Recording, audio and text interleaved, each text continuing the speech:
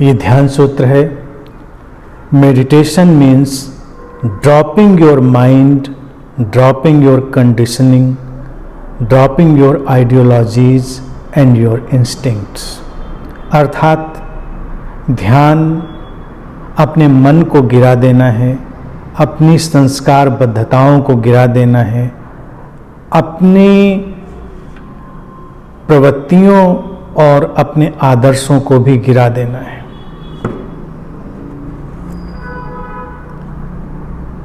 गिरा देने से क्या तात्पर्य है, हम पहले ये समझ लें। गिरा देने का तात्पर्य होता है उससे तटस्थ हो जाना, उसकी उपयोगिता और व्यर्थता को समझ लेना। क्योंकि मन अपनी जगह रहेगा, मन एक उपकरण है, तो ऐसा कोई सोचे कि हम मन को बिल्कुल समाप्त कर देंगे तो वो नहीं होगा। हाँ, जब कहा जाता है मन को गिराएं, तो मन का जो हमने सीमित ढांचा बना लिया है उसको हमें हटाना है, उसके पार जाना है। शरीर और मन इस निसर्ग ने, प्रकृति ने, अस्तित्व ने हमको दिया है, यानी कि अस्तित्व के माध्यम से घटा है। तो जो अस्तित्वगत मन है, यानी जो एग्जिस्टेंशियल माइंड है, वो तो असीमित संभावनाओं वाला है। सीमित मन सीमित संभावनाओं वाला हो जाता है। सीमित मन से ही समस्याएं खड़ी होती हैं। तो सूत्र इसीलिए पहले मन की बात रखता है, बाकी सब फिर उसी सीमित मन के ही विस्तार हैं कि अपनी संस्कार बद्धताएं, कंडीशनिंग क्या है? जो भी हो रहा है, घटनाक्रम, परिस्थितियां बन रही हैं, जो हम अनुभव कर रहे हैं, हमारी स्मृतियां बन रही हैं, हम सोच रहे हैं, और फिर जो हम प्रतिक्रियाएं कर रहे हैं उस समझ के अनुसार, क्योंकि हर समय हमारी समझ का अपना एक तल है, और उस तल के अनुसार जो हम क्रिया प्रतिक्रिया करते हैं, किसी चीज़ का विश्लेषण करते हैं, उस पर मनन करते हैं, विमर्श करते हैं, वो सब हमारी कंडीशनिंग बनता जाता है, संस्कार बद्धता। सूत्र कहता है कि उसको गिराना है। गिराना है अर्थात उससे पार जाना है। पार जाएंगे कैसे? जब उसकी सीमाओं को समझेंगे। कंडीशनिंग से पूरी तरह मुक्त होना संभव नहीं होता। हम नई कंडीशनिंग का निर्माण करते हैं।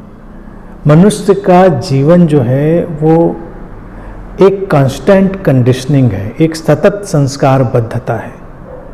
जब हम कहते हैं कंडीशनिंग को गिराना है, तो अभी तक के सीमित मन से जो पैदा हुई कंडीशनिंग थी उसको देख लेना और उसके पार उठना। समस्या क्या होती है कि व्यक्ति एक खास किस्म की लिमिटेड कंडीशनिंग में, सीमित संस्कार बद्धता में जकड़ कर रह जाता है, उसके आगे नहीं जाता, और वही उसके विकास को अवरुद्ध कर देता है। आगे जाएंगे तो हम, ये बात तय है कि एक नई कंडीशनिंग का निर्माण करेंगे, क्योंकि जीवन है ही वैसा, जीवन का स्वरूप ही वैसा है, तो उसमें कोई समस्या नहीं। पार जाने का अर्थ या ड्रॉप करने का अर्थ अभी तक की उस सीमित मन के द्वारा की गई संस्कार बद्धता को पहचान लेना, देख लेना और उसके प्रति तटस्थ हो जाना। फिर कहता है सूत्र की जो हमारी आइडियोलॉजीज हैं, हमारे आदर्श हैं और हमारी जो वृत्तियां हैं, उनके भी पार जाना। आदर्श और वृत्तियां भी उसी प्रक्रिया से पैदा होती हैं जिससे ये संस्कार बद्धता पैदा हुई थी। यानी सीमित मन से सीमित संस्कार बद्धता पैदा हुई, सीमित संस्कार बद्धता से सीमित आदर्श पैदा होंगे और सीमित वृत्तियां, इंस्टिंक्ट्स। हम कुछ क्यों करते हैं और हम कुछ क्यों नहीं करते हैं, वही इंस्टिंक्ट्स हैं। अब ये जो प्रवृत्तियां हैं, इंस्टिंक्ट्स हैं हमारे भीतर, ये हमारे अभी तक के ज्ञान, अनुभव, स्मृति पर ही तो आधारित हैं। हम कुछ अलग ढंग से अगर व्यवहार करना प्रारंभ करें, अलग ढंग से हम कुछ करेंगे, अलग प्रवृत्ति हमारे अंदर आएगी, तो उसके लिए अलग तल का ज्ञान भी सक्रिय होना पड़ेगा। सूत्र इसीलिए कहता है कि अपने आदर्श और प्रवृत्तियों को भी गिराओ, अर्थात अभी तक की जो आदर्श और प्रवृत्तियां रही हैं, जिन्होंने तुमको दुखी बनाया है, सीमित बनाया, उनके पार जाना है, उनसे तटस्थ होना है। आदर्श भी कोई क्या बनाएगा? आदर्श या आइडियोलॉजीज जो हमारे ये सिद्धांत बन जाते हैं आइडियोलॉजीज के, वो वो सिद्धांत और आदर्श, ये सब किसी न किसी रूप में हमको बांधते हैं और सीमित बनाते हैं। तो करना क्या है? आइडियोलॉजी को आइडियोलॉजी की तरह जानना है। ये सिद्धांत है, और ये सिद्धांत विकसित हुआ था हमारे उस समय के ज्ञान और अनुभव के कारण। आज वो बढ़ सकता है तो वो चीज़ बदल सकती है। इस बदलाव का नाम ही जीवन है।